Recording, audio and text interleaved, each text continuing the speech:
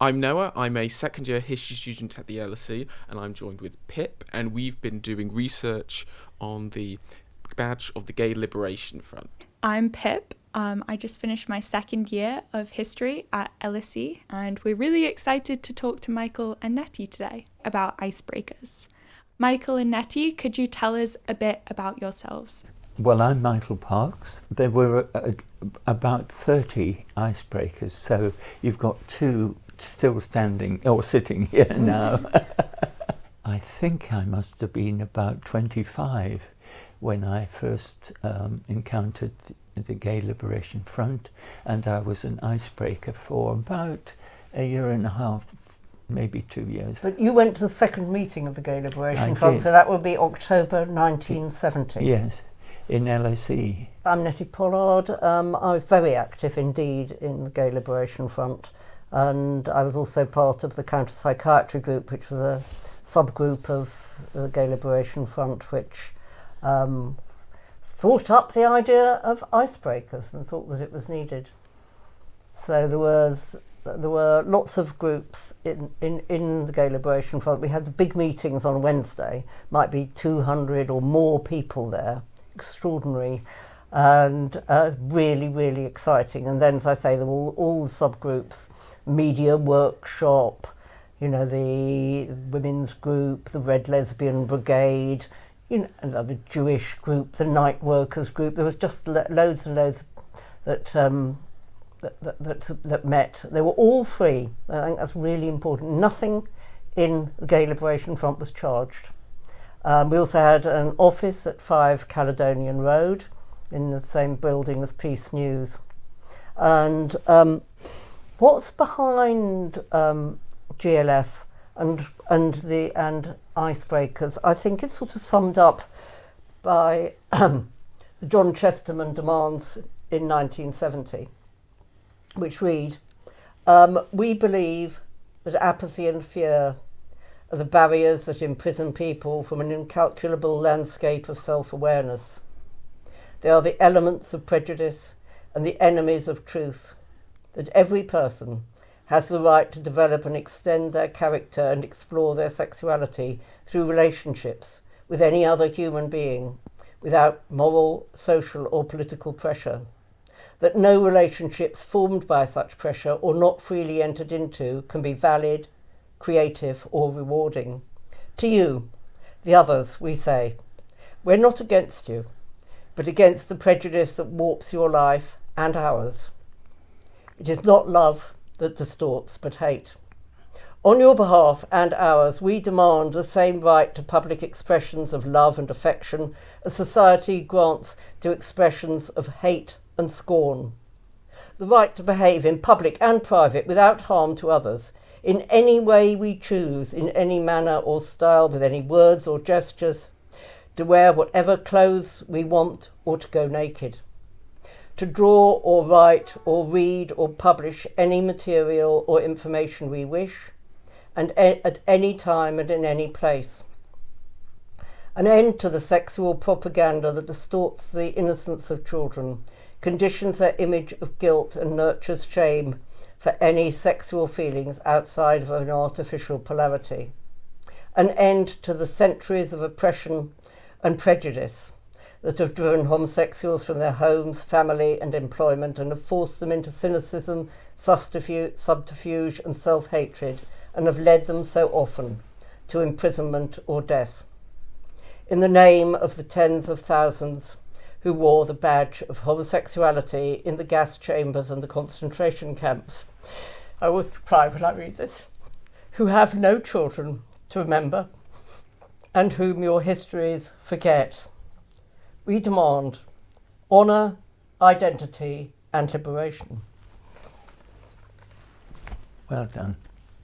I find that really, really moving and so profound, and it's just such a long way away from sort of equal rights and gay marriage and everything. It's to do with a completely different type of society based on love, and really that's what the Gay Liberation Front was about. We're thinking about the Gay Liberation Front and about how it's all very well for us But, you know, not everybody can just walk into a room with hundreds of people there and just feel part of it immediately. It's just not like that for most people, particularly, remember, in those days, because we're talking about 1971 too, when everything was so different. Almost nobody was out. You know, well, I mean... Can I just interject here by saying I arrived in London to go to the university in 1964. And at that time, I, as a queer man, because that was the only word then, queer, I was potentially a criminal, certifiably insane, and looking at, as Nettie's mentioned, electric shock treatment to be cured. It was that it's hard for people to understand what growing up in the 40s and 50s and early 60s might be like. But we were about to encounter a total revolution of liberation and identity in the late 60s and 70s, which Icebreakers, and I'm proud to say we are making a film, but we're both proud to say we were Icebreakers, and I know we're both very proud of Icebreakers.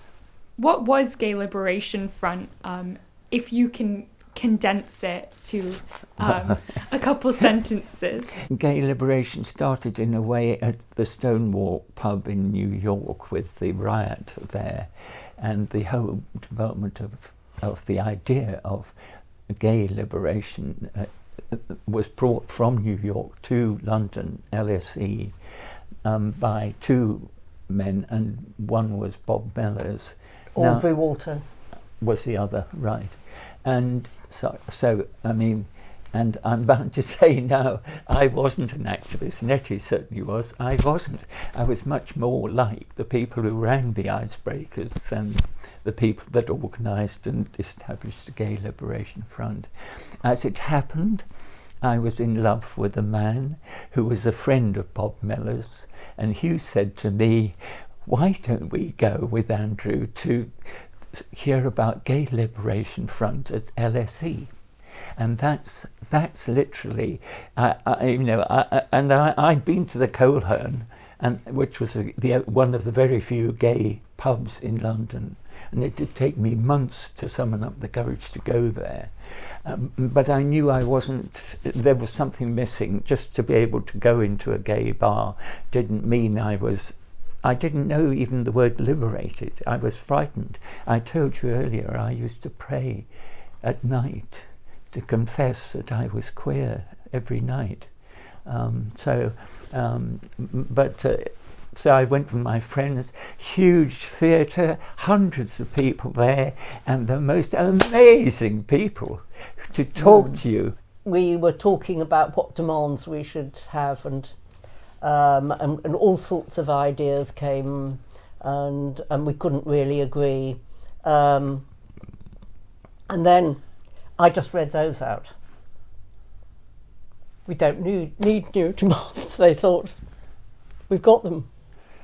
I was much more suited to answering a telephone, because everything that came across to me on listening to the telephone calls, I'd experienced myself only a few years before and for decades before.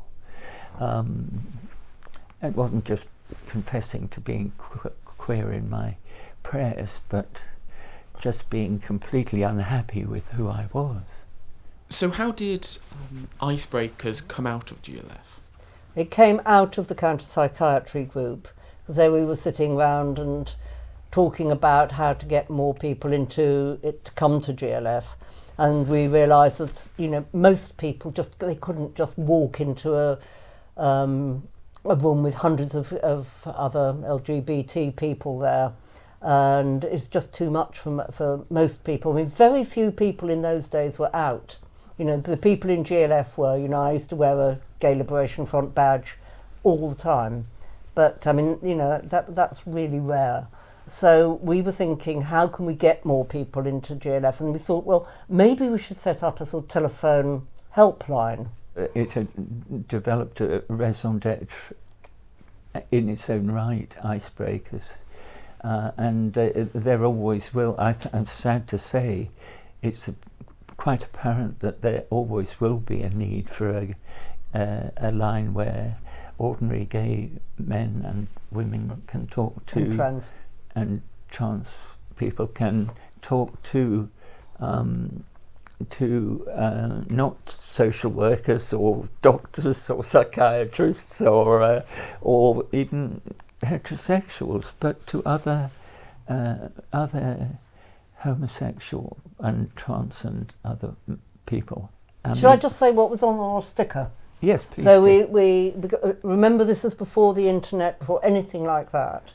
And how did we get the word out? So we printed thousands of these stickers which said, homosexual women and men can ring Icebreakers between 7:30 and 10 any night of the year and talk to other gay people.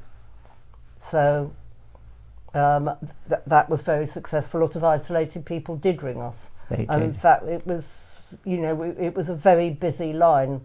We'd go there and we'd try to have one man and one woman on each night, though that wasn't always possible because there weren't enough women. So when someone rang up Icebreakers, what issues would people bring up and how would you respond to them? Isolation.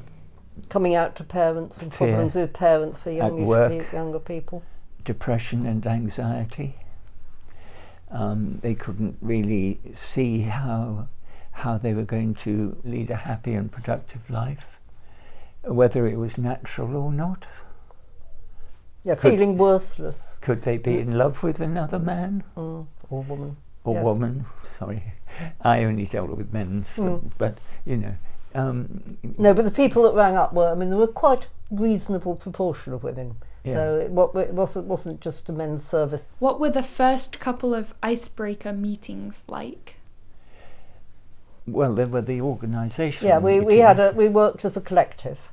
So it was initially people from the Counter Psychiatry group, and then other people wanted to join. So we've got to find premises, haven't we, if we're going to have a telephone line for isolated people. We looked round, and we found this squat in Railton Road in Brixton. So we just went to this squat every night and went up to the room and to the telephone and answered all the calls. Yeah. Now, I think it was 7:30 till 10. Yeah. But remember, you might be in the middle of taking a phone call at 10, so you didn't necessarily get out at 10. I didn't say, it's 10 o'clock, Oh, no, sorry. 10 o'clock, you're suicidal, are you? Oh, well. No, and Some marathons will do a good service. sometimes, by the way, people were semi-suicidal. Oh, yes. I forgot to say that, but I yes, remember somebody saying it on the phone, and so the three of us took my car and met this man on Blackfriars Bridge, and he didn't commit suicide.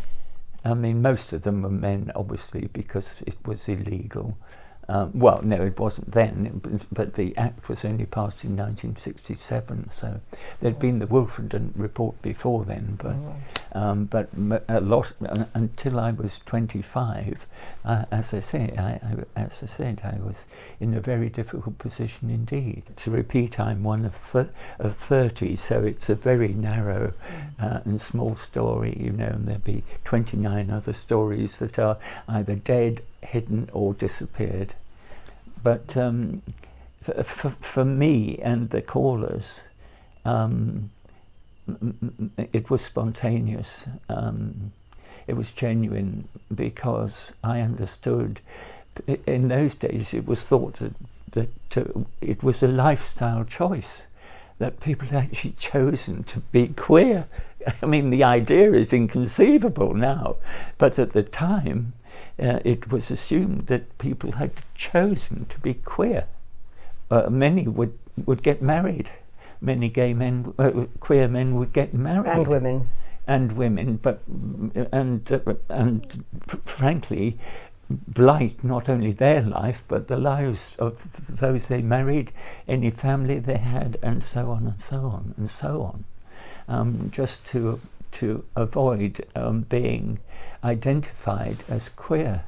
many thought that just to go into a gay bar meant, oh right, we're liberated, fine, you know. But the Icebreakers addressed a much deeper part of the soul and the heart and the psyche.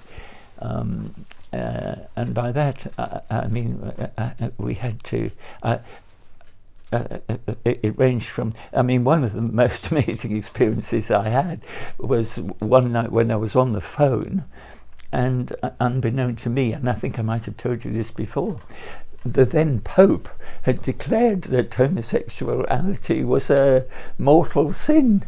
I mean, really, you can imagine I was deluged with calls from mostly Irish Catholic, terribly distressed queer men.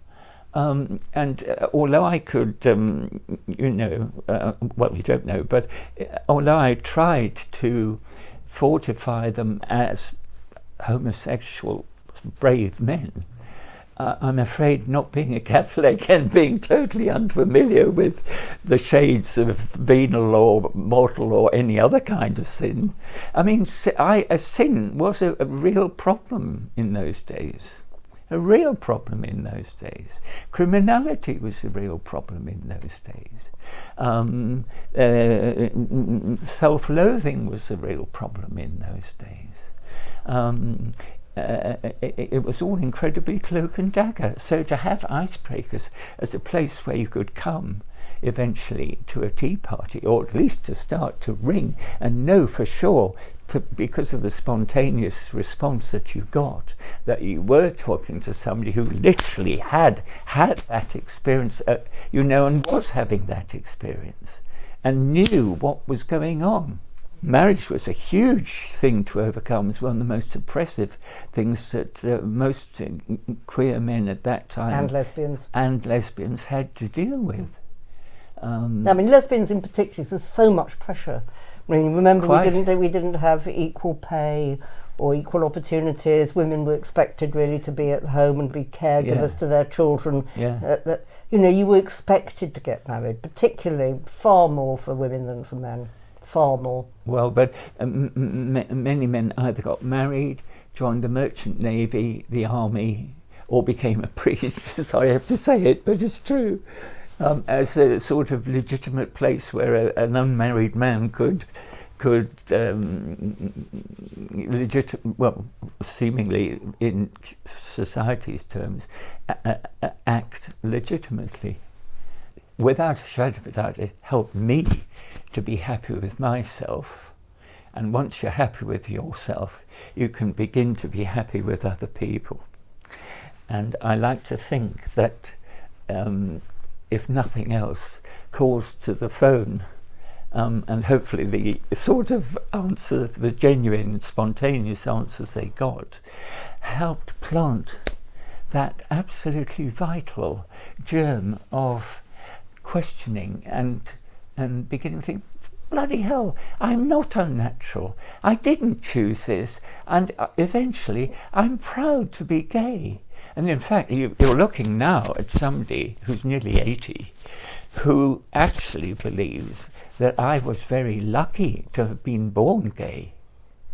I'm going to say that now.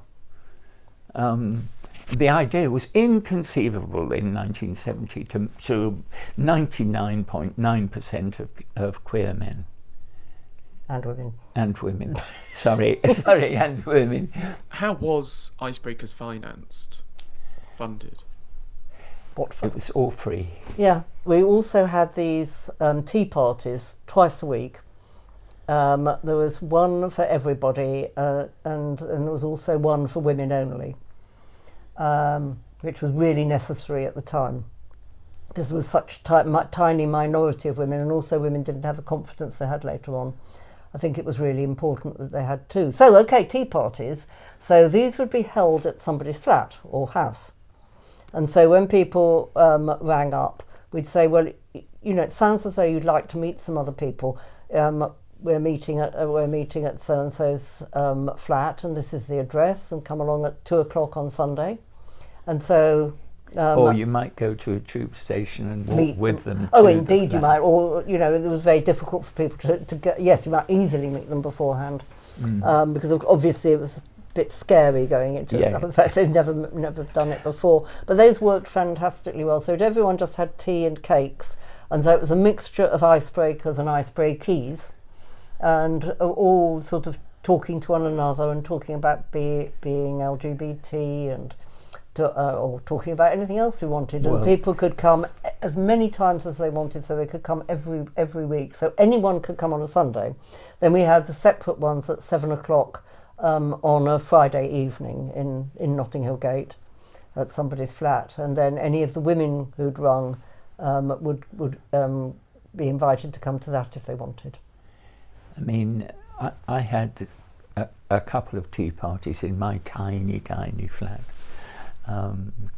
But yes, no, I usually, you could tell whether somebody was going to be absolutely petrified to come to an unknown place in an unknown part of London. The only expense was buying a lemon drizzle cake or something like that, which really we covered. I mean, I covered anyway. Right. And they could swap views and tales, and collectively we hopefully moved ourselves and our core of friends forward. It enabled me to know who I was, and it realised I did not have to do what society expected me to do. I did not have to marry, did not have to have a career. Money was not that important. Status symbols were not that important. And it was like throwing a stone in a pond, as a stone being knowledge, and knowledge being power, and the ripples of power and information radiating out across that whole slough of despair. All I could do was to hopefully respect information, empathy, and trying to,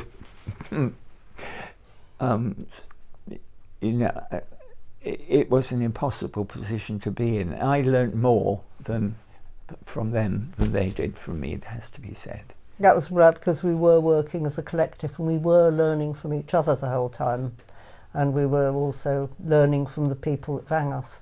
As I say, it was a two-way thing. It really was. It really was a two-way thing. It really, really was a two-way thing. And I can't tell you how proud I am to say that I was an icebreaker. People couldn't really come out. Remember, it was completely legal to just sack someone, say, don't want queers here. Off you go. Then what happens? Haven't got any of this legislation. I mean, so saying that the age of consent for gay men was 21, there was no rape in marriage, the domestic violence, unless it was extreme, was still legal, no equal pay, no equal opportunities. It was very, very different times. And of course lesbians would always lose custody of their children. And there was just the millennium of stigma that only a year or two before had finally hit the buffers, and a marvellous act was passed in 1967. But that millennium of stigma and that partially decriminalised male homosexuality over the age of 21 in private. In private. In England and Wales only. Yeah. So there's a huge, you can't imagine, I apologise, sure you can imagine, that particularly as you're historians, you just can't overnight cauterise that kind of distress and stigma. But the icebreakers, I think Nettie will agree, were, and this is why I'm proud of them, really were a trailblazing initiative for people to help themselves escape that. Yeah. It was to do with, we're all oppressed. This is not top down. It's not that we're the experts, but we're all in this together. And what we need is liberation. What experiences do you think that you gained from Icebreakers that sort of informed your later life? Wow. Can I answer that? Please do. The advantage it has given, being born gay, it has given me, is that I am able to put myself in other people's shoes. Because for the first, from about 10 and a half, when I was pretty well semi-suicidal, realising I was queer at 10 and a half, to 25, when I first walked into LSE with Hugh, who I know, he passed from my life only 2 years after that. I spent a huge amount of time trying to put myself in the shoes of a heterosexual man. We all tried to pretend that we were heterosexual, not queer. So we all, when I say we all the men, the other gay men and women too,